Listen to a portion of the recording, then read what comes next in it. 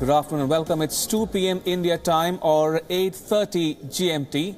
First up, at least 100 civilians have been killed in the Syrian government bombardment on the rebel-held eastern Ghouta as regime forces appear to prepare for an imminent ground assault. Held by rebel forces since 2012, eastern Ghouta is the last opposition stronghold around capital Damascus. President Bashar al-Assad has sent reinforcements to rebel-held area in an apparent effort to recapture the town. Meanwhile, Syrian government has said that its forces will soon enter the Afrin region after a deal with Kurds to help Kurdish forces end a Turkish offensive. Now, Turkey has said it welcomes any move by Damascus into Afrin to get rid of the YPG Kurdish militia, but at the same time warns Syria not to protect the Kurdish YPG fighters, which it sees as terrorists. Bu haberleri ben de gördüm bu sabah. Biz başından beri net bir şey söylüyoruz. Bizim Afrin operasyonumuzun, yani Zeytin Dalı operasyonumuzun ve Fırat Kalkanı operasyonumuzun hedefi belli. Teröristleri buradan yok etmek. Fırat Kalkanı'yla DAEŞ teröristlerini bu bölgeden temizledik. Yine Afrin bölgesinde de bize saldıran, Türkiye'ye tehdit oluşturan YPG PKK terör örgütünü temizlemek için bu operasyonu başlattık.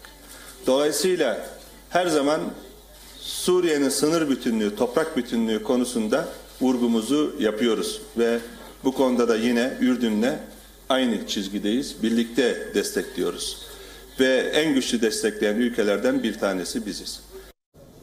All right, joining me live from Amman is WION's very own Daniele Pagani.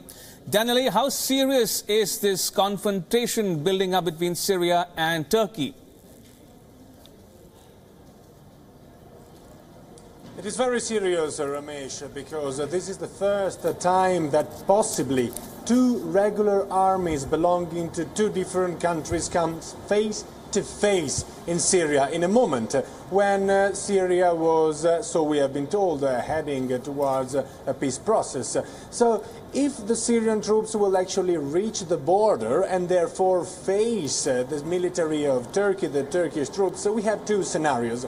The first scenario is that Turkey stands by the promise and starts shelling and fighting against the Syrian troops, which would be a problem because that means a large-scale offensive against the regular army. Therefore, Russia will be called in and also Iran will be called in to decide if they want to stand by President Assad and attack Turkey. And as you can imagine, this is a catastrophic scenario. The second scenario we have is that the President of Turkey and the President of Syria reach a deal, for which the President of Turkey accepts that the regular Syrian army can control the border, therefore they pull back their army and they abandon the Afrin theater of war. These are the two scenarios, and we are waiting to see which one of the two will happen. Also, very quickly, Daniele, what are you learning about the Syrian government wanting to send ground troops into the Afrin region? That's part of the deal. It's still a deal which is being worked on. We know that the Russians are perhaps helping to strike this deal between the Syrian Kurds, who are currently in Afrin, and the Syrian regular army, which is supposed to enter Afrin and take control of the region and of the border. Russia is also helping to bridge Assad and Erdogan, the two presidents who are at the head of the two armies who risk confrontations right now. So everything is, as of now, in a standoff. There are mediation and negotiations going on.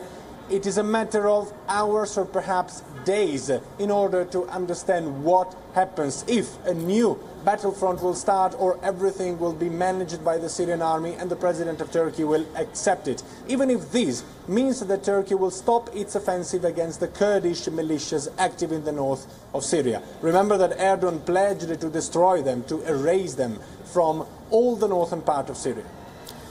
Daniele Pagani in Amman, thank you so much for joining me live on this newscast.